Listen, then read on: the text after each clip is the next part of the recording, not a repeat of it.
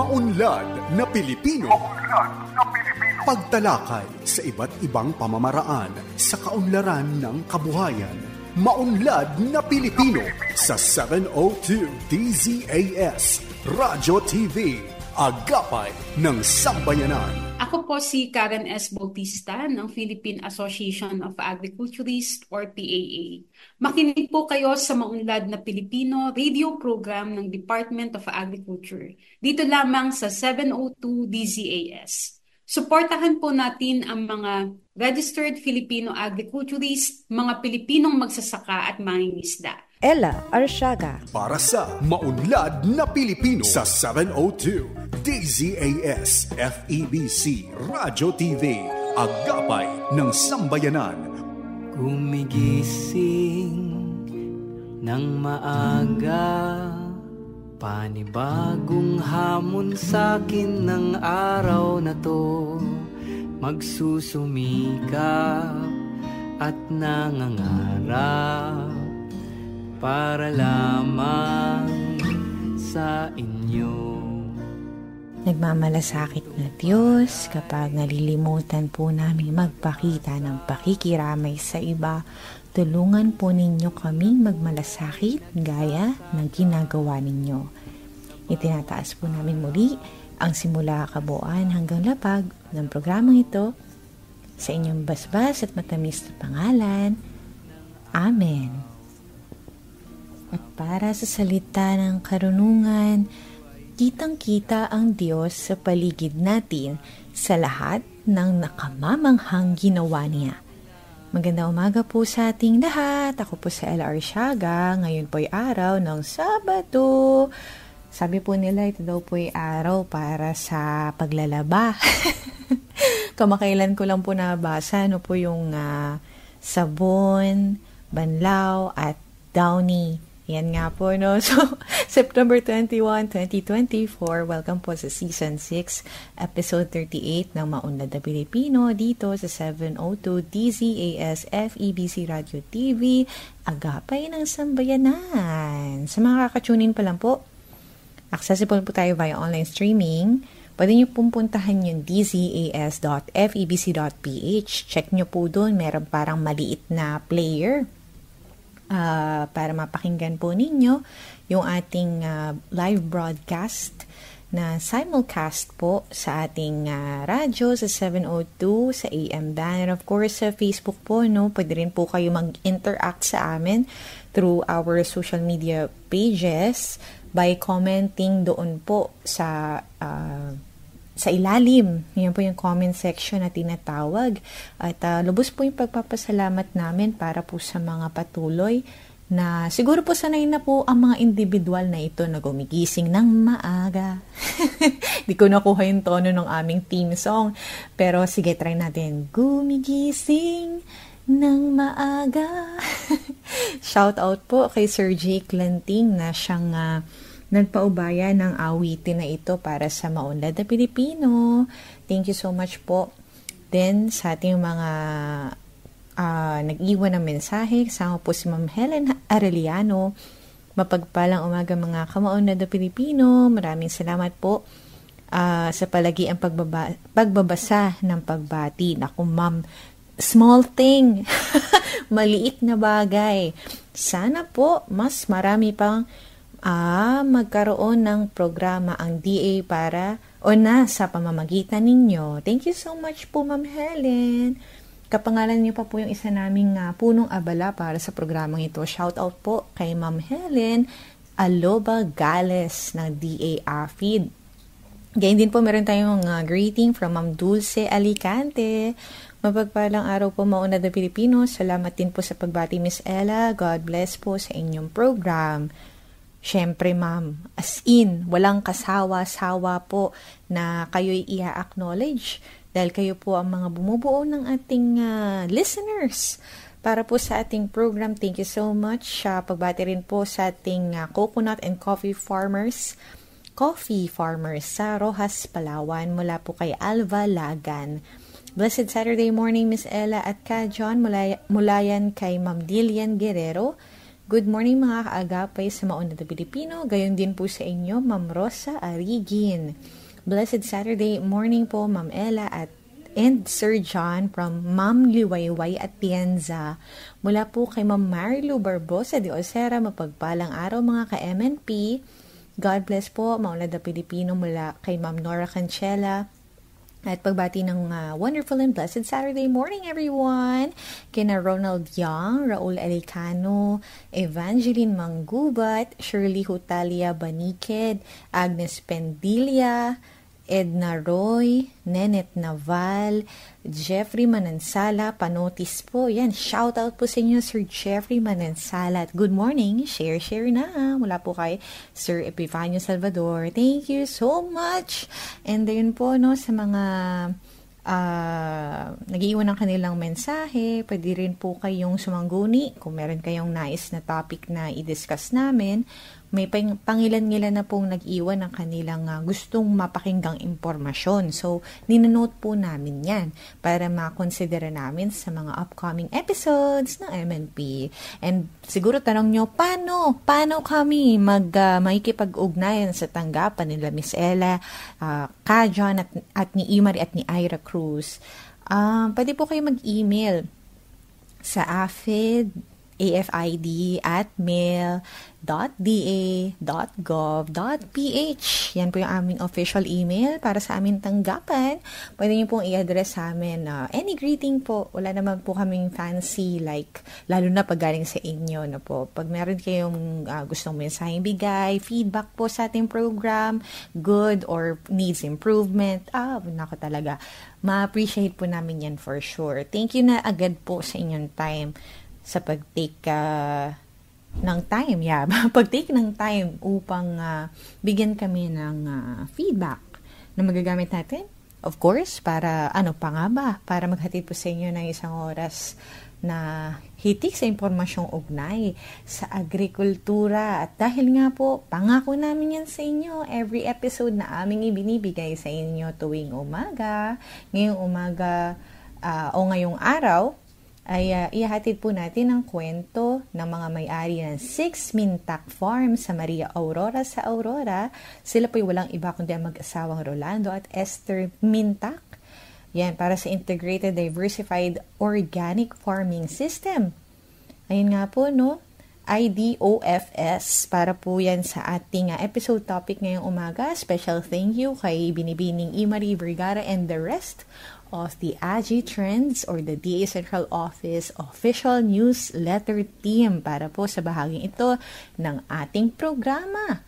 At alam niyo po ba, bukod dyan, meron pa po tayong aabangan at yan nga po yung editorial ni Ka John Enriquez. Ganyan din po yung ating Regions on the Go. Kasama po yung ating mga farmcasters. Narito rin po ang ating hatid na agri-history at Farmtastic Pinoys. Kilalanin natin sila mamaya-maya lamang kasama si Imari Vergara. At gayon din katuwang po natin ng DAPRDP, ang Unlad Komunidad. At syempre, ang ating Agri-Trivia segment na kung tawagin po natin ay Batid Ba Ninyo? At ngayon nga po para sa kanyang bahagi sa editorial, nahatid nga po ang ating programa sa Jose Dalman, LGU po, para sa first ever government multi-species marine hatchery in the Zamboanga Peninsula. Pakinggan po natin si Ka John Enriquez. John Enriquez para sa Maunlad na Pilipino sa 702 DZAS Radio TV, Agapay ng Sambayanan. Isang magandang umaga po sa inyo lahat. Ngayon po ay Sabado, 21 sa buwan ng Setyembre. At ngayon po pag-uusapan natin ang isa pa sa mga tulong na binibigay ng mga ating pamahalaan ng kagawaran ng pagsasaka. Alam niyo po, ang sardines capital ng ating bansa po ay dito matatagpuan sa Zamboanga Peninsula. At ngayon po meron po yung isang hakbang na maibibigay sa kanila upang lalo silang mapaunlad tungkol sa aquaculture.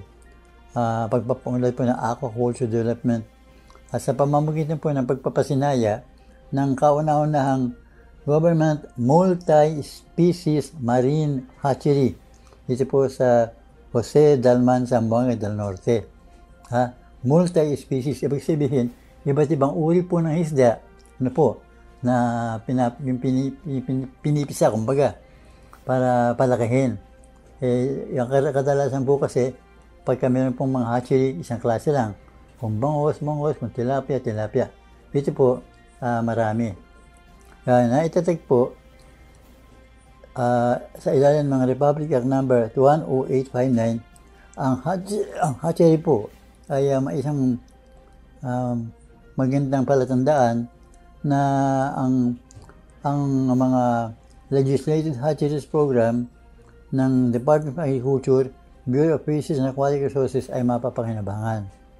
Sa unang mga taon, ang Jose Dalman Marine Fish Hatchery ay nakatuon sa milk fish fry.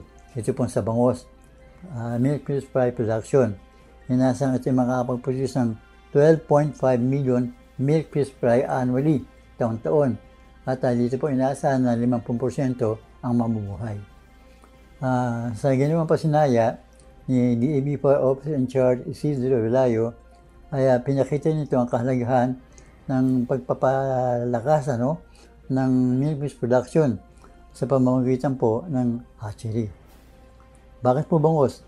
Dahil ang technology ay available na. Meron na ang technology para sa Bangos. Kaya marami ng mga fish ponds, may mga lugar pa rin ang inaalagaan ng Bangos. Kaya mas madali pong ibahagi yung technology na kanilang bibigay.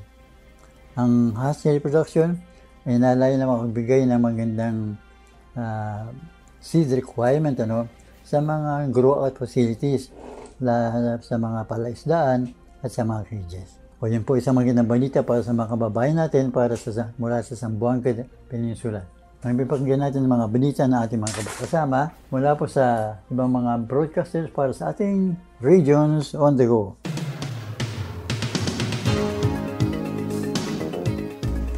DARFO2 na mahagi ng 10 milyong pisong halaga ng agri-inputs sa mahigit 400 coconut farmers sa Cagayan Valley. Sa pagdiriwang ng ika-2 anibersaryo ng Coconut Farmers and Industry Development Plan o CFIDP, ang Department of Agriculture Regional Field Office 2 ay namahagi ng 10 milyong halaga ng agricultural inputs sa 8 Farmers Cooperative Associations o FCAs noong Setyembre 12 taong kasalukuyan sa bayan ng Pamplona, Cagayan. Ang pamamahagi na ito ay mula sa ilalim ng DA High Value Crops Development Program na naglalayong palakasin ang kabuhayan ng mahigit 400 magsasaka ng niyog sa rehiyon.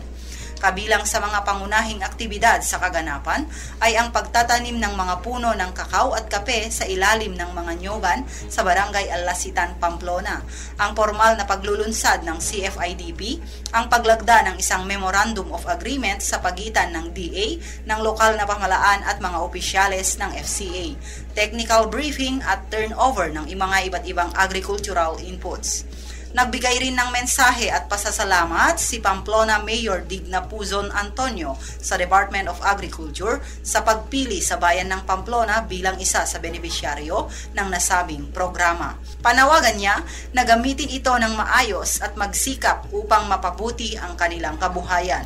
Ang ipinamahagi ng mga agri-inputs sa mga FCA beneficiaries tulad ng Patapa West Small Water Irrigator System Associations, Cabaleng San Isidro Farmers Associations, Tapaata Tribal Associations at Gonzaga Coconut Farmer Associations ay nakatanggap ng 12,500 coffee seedlings, fertilizers, pesticides, green nets, water drums, plastic soil augers at brush cutter na nagkakahalaga ng 714 and 985,000 pesos hanggang 1.74 milyong piso. Samantala, ang Balingit Farmers Association, Kasitan Small Water Irrigator System Association at ang Pamplona Coconut Farmers Association ay nakatanggap ng cacao seedlings at kaparehong farm inputs para sa kanilang coconut cacao intercropping project. Binigyang diin naman ni DA High Value Crops Development Program Undersecretary Cheryl Marie Natividad Caballero ang layunin ng programa na pahusayin palalo ang kabuhayan ng mga magsasaka ng nyog, kape at kakao sa pamamagitan ng pagpapalago ng kanilang kabuhayan at produksyon. Kaugnay rito, tinalakay ng mga resource speaker kabilang si Ms. Minda Flor Aquino, Chief ng Regional Crop Protection Center, ang pagkontrol ng peste at sakit mula sa nyog, kape at kakao. Samantala, si Ms. Juliet B. Morales, Presidente ng Cagayan Valley Coffee Industry, at Mr. Earl Romel Colegado ay nagbahagi ng mga pananaw at estratehiya sa merkado at mga pagkakataon para sa kape at kakao, habang ipinaliwanag naman ni Mr. Valerino T. Corrales ang mga benepisyo ng intercropping ng kakao at kape. Dumalo rin sa kaganapan at nagpahatid ng suporta ang mga opisyales ng munisipyo at miyembro ng lokal na palaan ng reyon kabilang sina Vice Mayor Arnie Angelica Sampaga Fernandez, Municipal Agriculturist Engineer Maxon A. Panaga, Mr. Jack Pagaran bilang kinatawan ni Mr. Mark Roy Q. Macanlalay, PCA Regional Manager ng Region 1, 2, at si DAHVCDP National Urban and Peri-Urban Agricultural Focal Person, Ms. Carol P. Albay, at ang manager ng DA Northern Cagayan Experiment Station na si Dr. Marilu Agaid. Mula dito sa DARFO2, ako si Jovi Jane Ganat, nag-uulat. Gerald Tonggol para sa Agri-Balita, Central Luzon. Nasa 135.8 milyong pisong halaga ng post-harvest facilities at tulong pinansyal ang ipinamahagi ng Kagawaran ng Pagsasaka sa mga magsasaka at kooperatiba sa dalawang bayan ng Nueva Ecija nitong ika-29 ng Agosto. Pinangunahan ni Kalihim Francisco P. Chulorel Jr.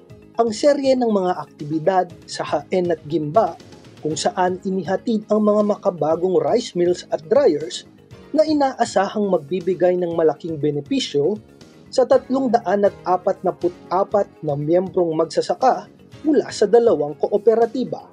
Ang mga lupaing sinasaka ng mga miyembrong ito ay umaabot sa kabuuang 476 na ektarya ng palayan. Ang mga pasilidad na ito ay mula sa Philippine Center for Post-Harvest Development and Mechanization o PhilMec, ang pangunahing ahensya ng DA para sa Rice Competitiveness and Enhancement Fund o RCEF Mechanization Program. Ipinahayag ng kalihim na ang pamahalaan ay nagbibigay sa mga magsasaka ng nararapat na suporta sa pamamagitan ng mga proyektong tulad nito. Sa tulong ng mga mambabatas, may pagpapatuloy ang pagbibigay ng karagdagang ayuda upang mapataas ang kakayahan ng mga magsasaka na makipagkompetensya. Ang Pakul Primary Multipurpose Cooperative ng Haen ay nakatanggap ng isang Rice Processing System 2 na may kasamang makabagong multi-stage rice mill na nagkakahalaga ng 53.6 million pesos.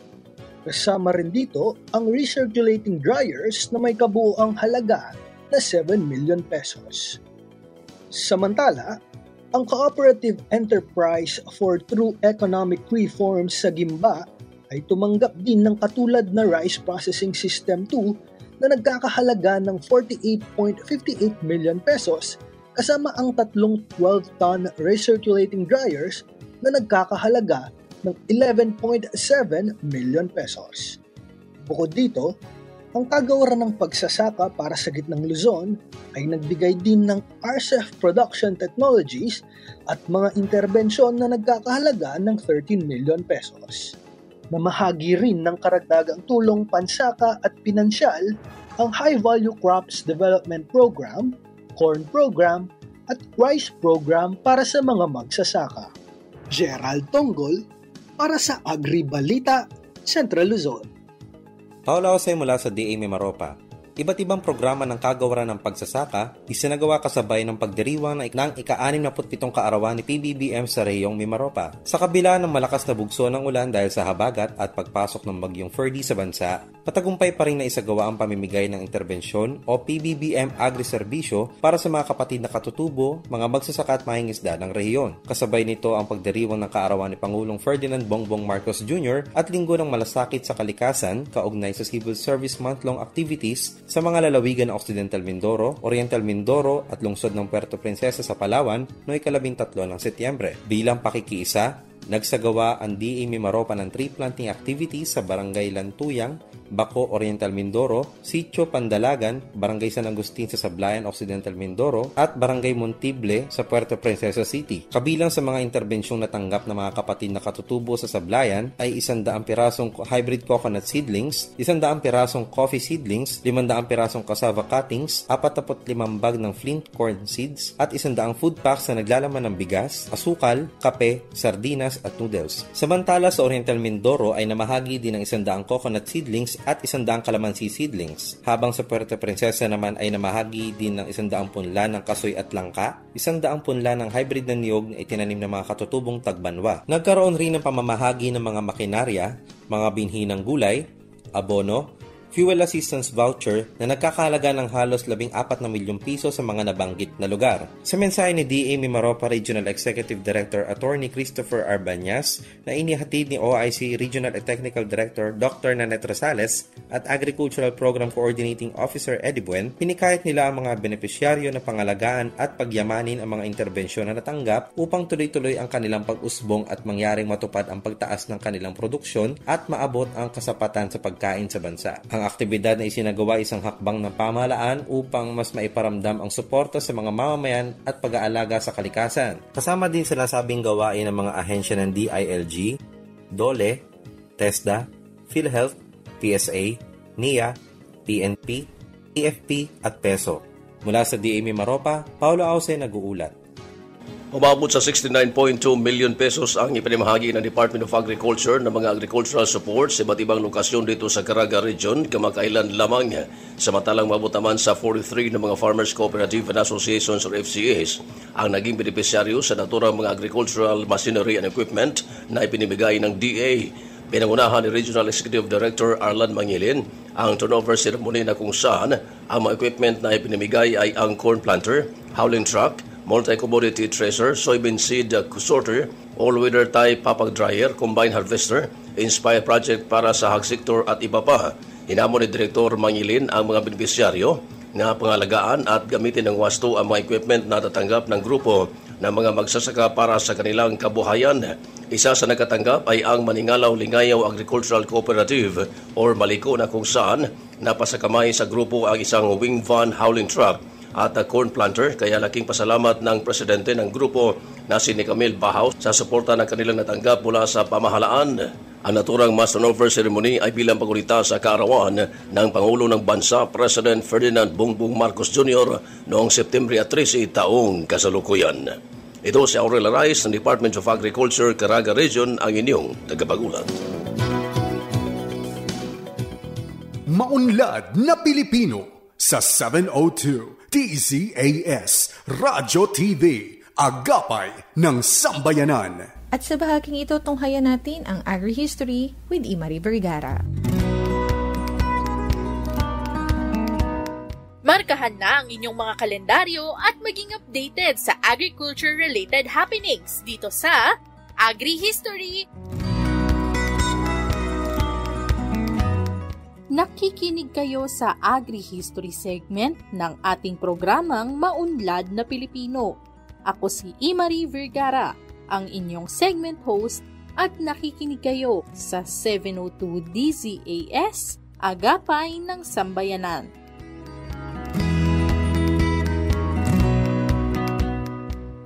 Sa bisa ng Proclamation No. 413, Series of 2012, mas pinaigting pa ang pangangalaga at pagpoprotekta sa bulubundukin ng Sierra Madre sa pagdiriwang ng Save Sierra Madre Day.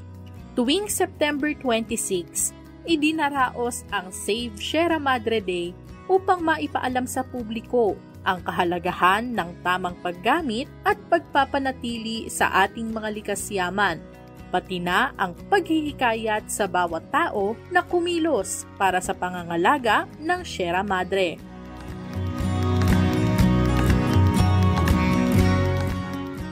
Nabigyang buhay ang proklamasyong ito sa paghagupit ng Bagyong Ondoy noong 2009, isang delubyong nagdulot ng walang humpay na pag-ulan, mapanirang baha at pagkasawi ng maraming buhay.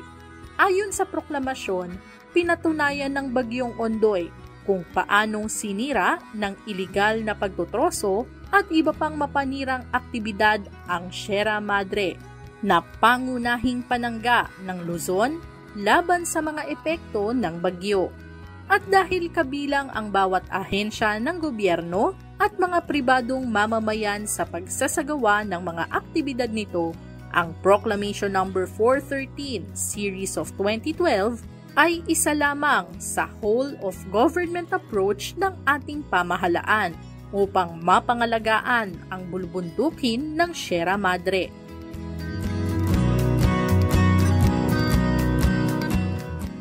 May haba na 540 kilometers, ang Sierra Madre ang pinakamahabang bulubundukin sa buong Pilipinas. Nakapaloob dito ang Northern Sierra Madre Natural Park, na siya ring pinakamalaking protected area sa bansa na may lawak na mahigit 359,000 hectares. Dahil sa mayamang biodiversity nito, sinusuportahan ng Sierra Madre ang kabuhayan ng mga karatig lugar nito. Ilan lamang sa mga kabuhayang ito ang pagsasaka, panggugubat, pangingisda, pagmimina, at paggawa.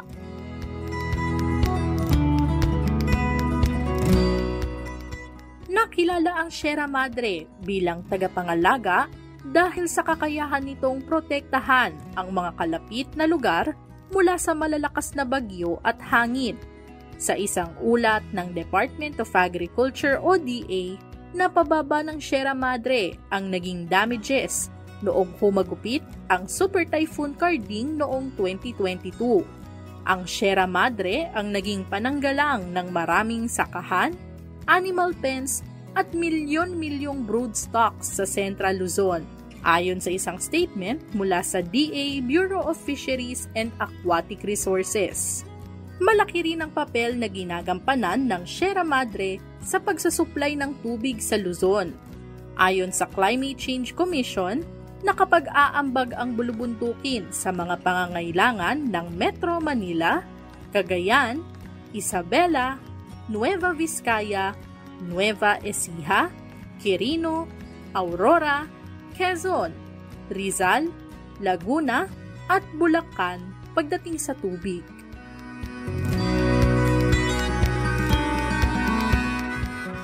Isang mahalagang pangyayari sa ating agri-fishery sector ang natutunan natin this week. Sundan ng Maunlad na Pilipino sa facebook.com/maunlad na Pilipino. I-like at i-follow ang Department of Agriculture sa Facebook at YouTube. Magsama-sama tayong muli sa susunod na Sabado. Ako si Imari Vergara para sa Agri History.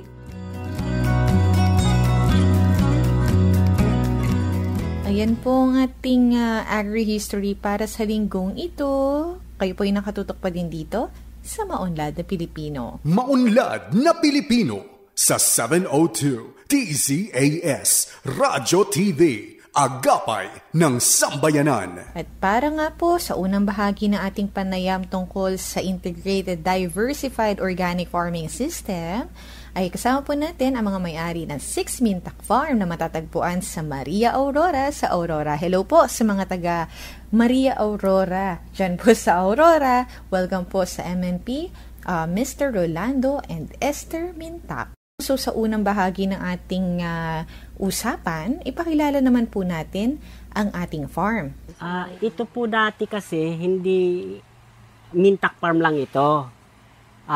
Ever since na nung binata pa ako, na-start na itong farm na ito 1 hectare.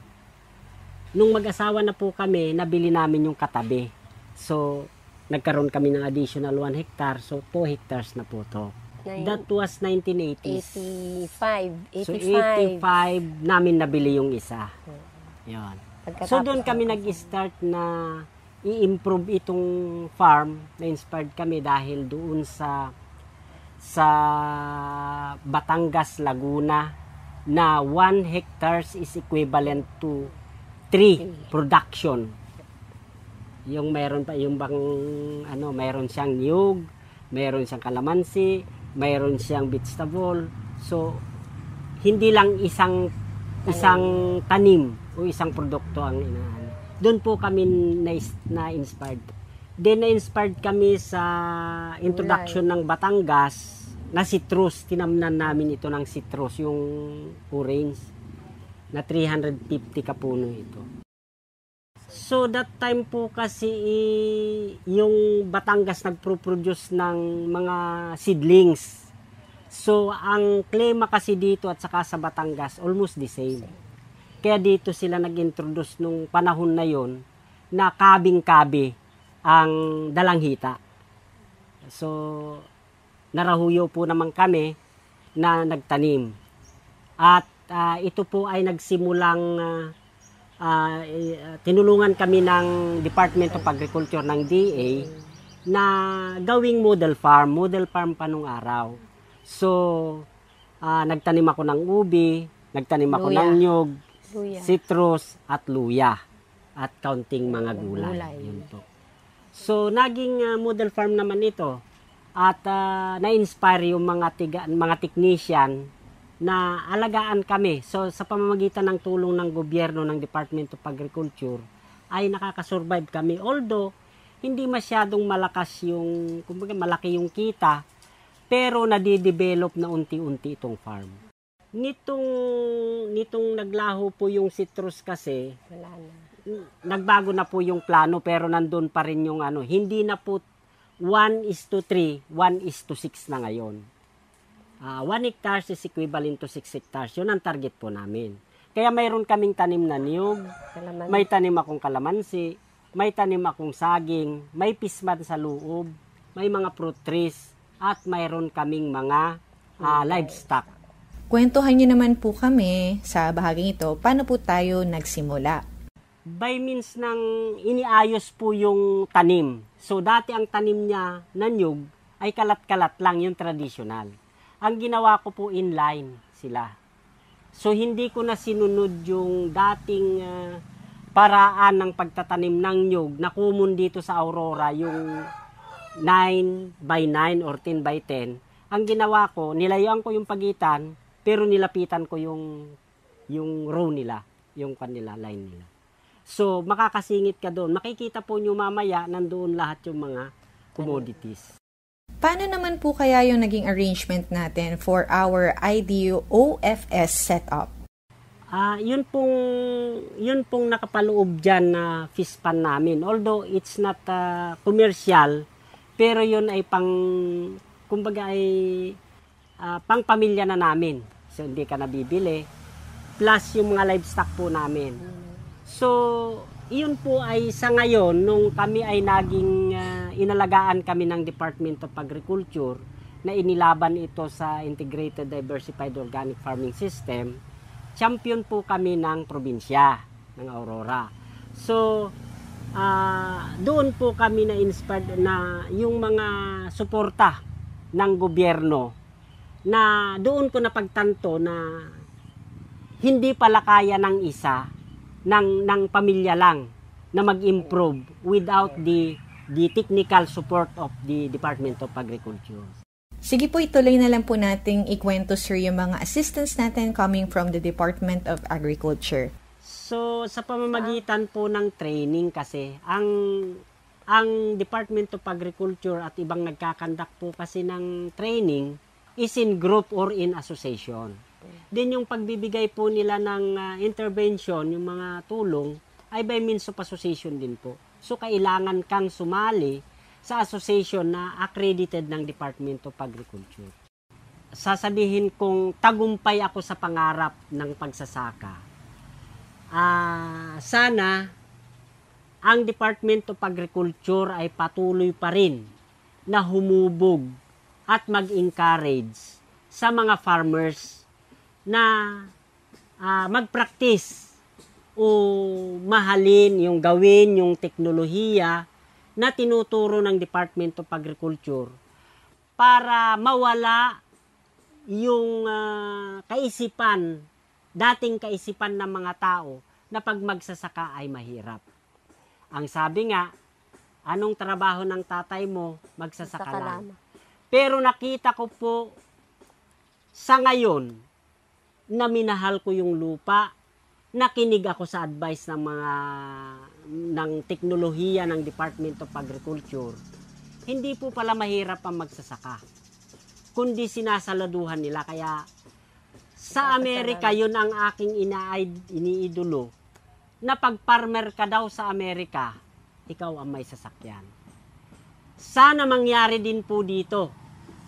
Kaya gusto ko, sa pamamagitan ng unang pagtatagumpay ko as learning site, ay matulungan pa sana ako ng gobyerno, ng lokal na pamahalaan, national na pamahalaan, na isulong pa ang advokasya na maging learning site ito para matulungan ko ang mga kabataan, lalo't higit mga kababaihan at ang aking komunidad, na maramdaman na ang pagsasaka ay hindi lang pagkakakitaan, hindi lang hanap buhay, kundi ito ay isang negosyong malaki kung saan ikaw ang manufacturer, ikaw ang producer, manufacturer. At sabi nga nyo kanina, nandito ang SM, hindi ito supermarket. 6 Mintak Farm, pero dito, sa palagay ko, kung tutulungan pa ako patuloy ng gobyerno, ay may pagpapatuloy ko pa at marami pong matutulungan. So sa mga tao naman, sa mga komunidad, sana ma-encourage sila. Sabi ko nga, we must be proud to be a farmer. Kasi sa mga kababayan ko, sa lahat ng nakikinig, a farmer, if you want to be a millionaire, you practice, you must love farming. Ayan, siguro po hanggang dito po muna tayo. Tutuloy natin sa mga kasunod na episode ang ating panayam. Muli po, para sa bahaging ito, nakasama po natin sila Ginoong Rolando at Ma'am Esther Mintak, ang mag-asawang may-ari, kasama po ng kanilang 6 na anak, ng 6 Mintak Farm sa Maria Aurora sa Aurora. Maraming salamat po. At oras na. Check natin ang oras. Yan, para kilalanin ang ating mga natatanging Farmtastic Pinoy. Kasama po ulit natin si Marie Vergara. Kilalanin ang mga natatanging Pinoy na may natatanging kontribusyon sa sektor ng agrikultura. Farmtastic Pinoys! Nakikinig pa rin kayo sa Maunlad na Pilipino sa 702 DZAS. Ako si Marie Vergara para sa ating segment na Farmtastic Pinoys. Napaka-interesting ng agrikultura dahil sa koneksyon nito hindi lamang sa kalikasan, kundi pati na sa kultura. Ang mahalagang koneksyong ito ang nagsilbing inspirasyon ng 3 kabataan mula sa Ifugao Province upang maging kahanga-hangang agripreneurs. Kilalanin natin sina Josephine Gimangal, Lovely Joy Padapad at John Mark Daping. Tubong Hungduan, Ifugao ang mga kabataang sina Josephine Gimangal, Lovely Joy Padapad at John Mark Daping. Mga na-inspire sa mayamang kultura ng mga Ifugao, naisipan nilang itatag ang Amiyong Yuyu Farm upang makapag-alaga ng mga yuyu o Japanese weather loach, isang fish species na may mataas na tolerance sa lamig at kayang mag-survive sa mabababaw na tubig. Paliwanag ni Josephine, apart from it being a potential source of income, it is one way to bring back or restore the exotic and endangered yuyu in our rice fields, to address increasing demands for it, as well as to help the farmers and the community members in our place to have an additional income through yuyu propagation, as well as to utilize the abandoned rice fields, thereby promoting our rich cultural heritage. Kabilang sa mahuhusay nilang kagawian sa yuyu farm ang paggamit sa mga abandonadong palayan bilang fish ponds upang gawin itong produktibo muli. Organikong damo rin ang pinakakain nila sa mga alagang yuyu. Masusi rin nilang nililinisan at pinoprotektahan ang fish pond mula sa mga peste. Gumagamit din sila ng mga tradisyonal na pamamaraan ng paghuli ng yuyu dahil naiiwasan nito ang pagkasira ng palayan at nakatutulong pa sa pagsusulong ng agroturismo sa kanilang lugar. Dahil dito, napukaw nina Josephine, Lovely Joy at John Mark ang pansin ng Department of Agriculture Regional Field Office sa Cordillera Administrative Region. Naimbitahan silang lumahok sa 2023 Young Farmers Challenge.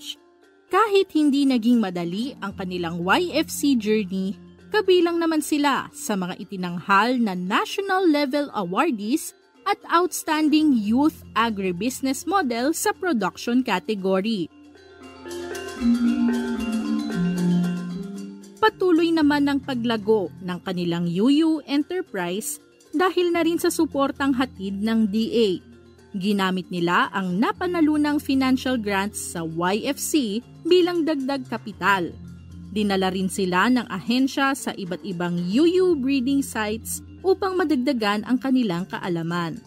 Sa ngayon, bukod sa kanilang 300 square meter yuyu farm, mayroon na rin silang hiwalay na yuyu breeding site. Hangad nilang maparami ang kanilang mga alagang yuyu at fingerlings upang makatulong din sa kabuhayan ng mga kapwa nila magsasaka. Nais din nilang mahikayat ang mga turista na mapahalagahan ang kanilang kultura at matuwa ang mga ito sa mga tradisyonal at exotic na delicacies tulad ng yuyu. Lubos naman ang pasasalamat ni Josephine, Lovely Joy at John Mark sa DA. Thank you for the opportunity, and thank you very much for the grants that allow us to implement our enterprise. It is such a great help, and being a part of this challenge is an honor. Continue inspiring more youth into joining this program, and I hope you can help more aspiring youth realize their dreams in the agribusiness. Yan sina Josephine Gimangal, Lovely Joy Padapad at John Mark Daping. Certified Farmtastic Pinoys.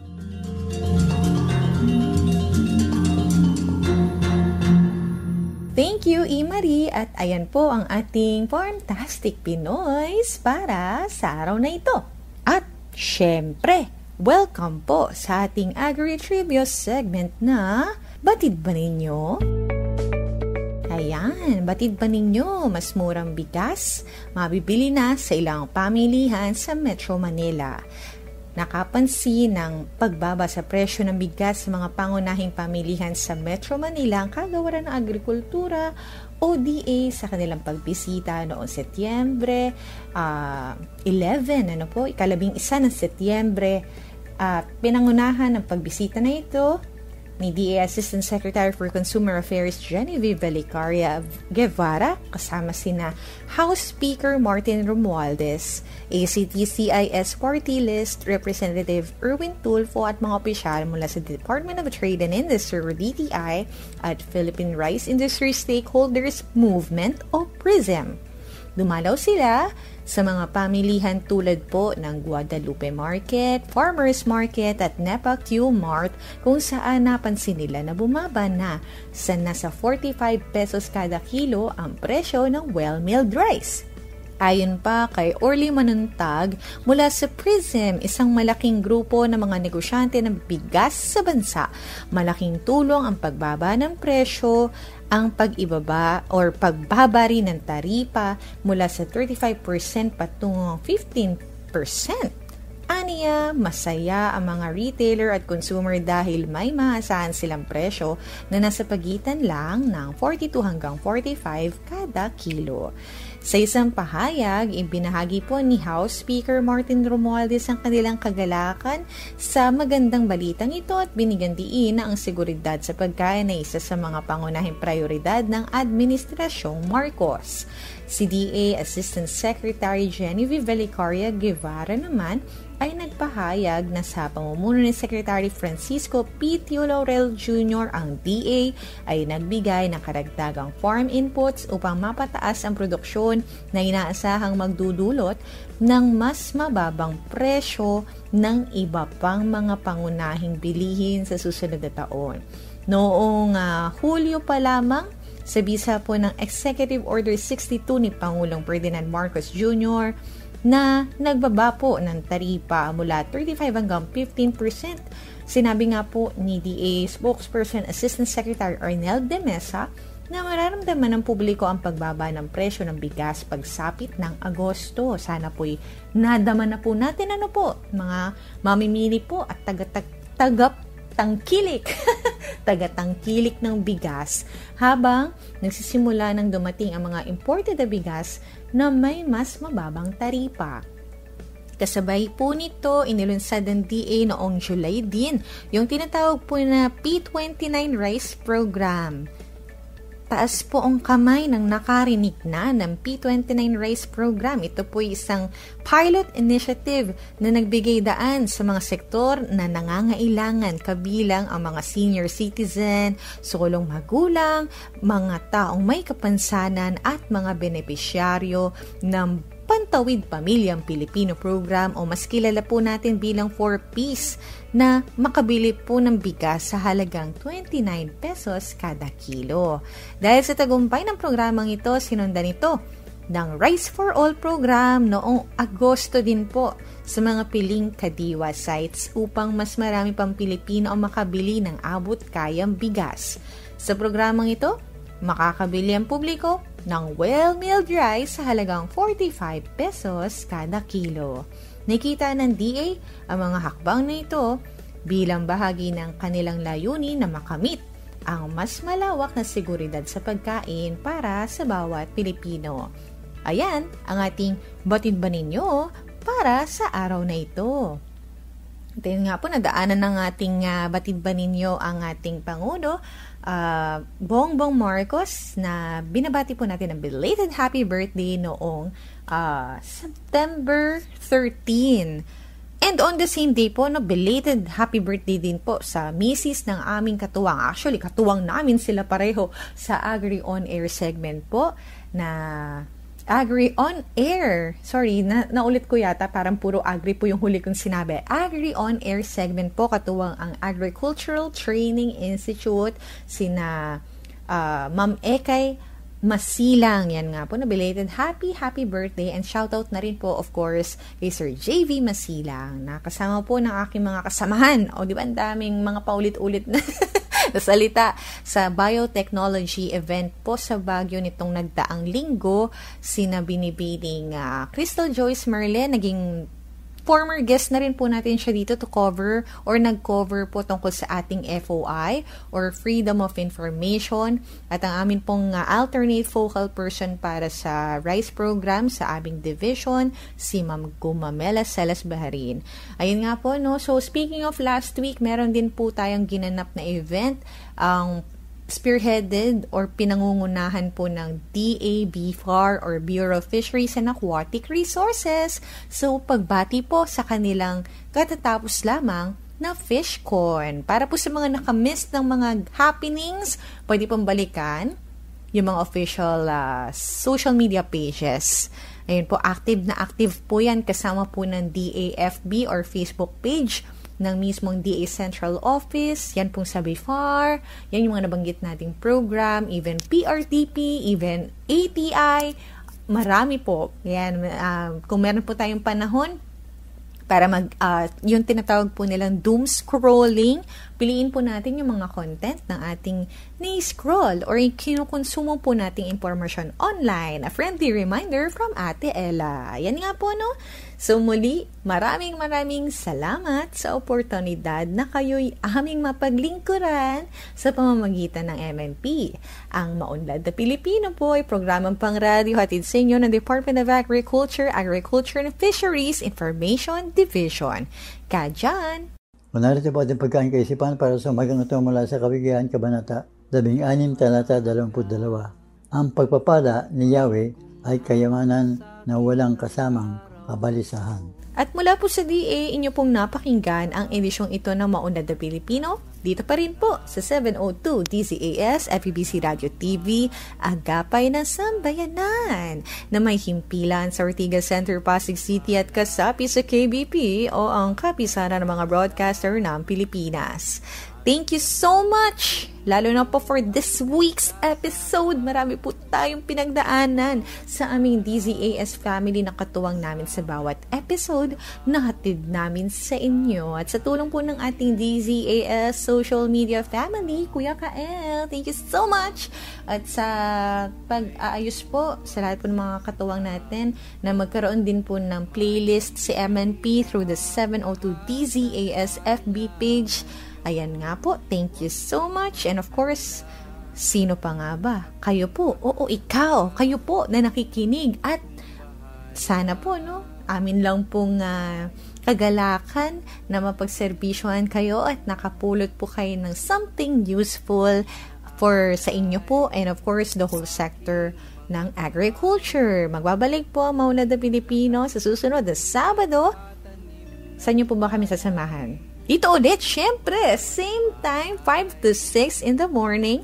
So, sa lahat po ng mga katuwang namin, kabilang si Ka John Enriquez, Marie Vergara, Ira Cruz, aming mga hepe, mga assistant chief, isa lang pala assistant chief namin, and section chiefs. Maraming salamat po. Ako po sa Ella Arsiaga, hanggang sa muli po at enjoy the rest of the weekend! Nababayaran, masaya pa rin ako. Maunlad na Pilipino sa 702 DZAS Radyo TV, Agapay ng Sambayanan.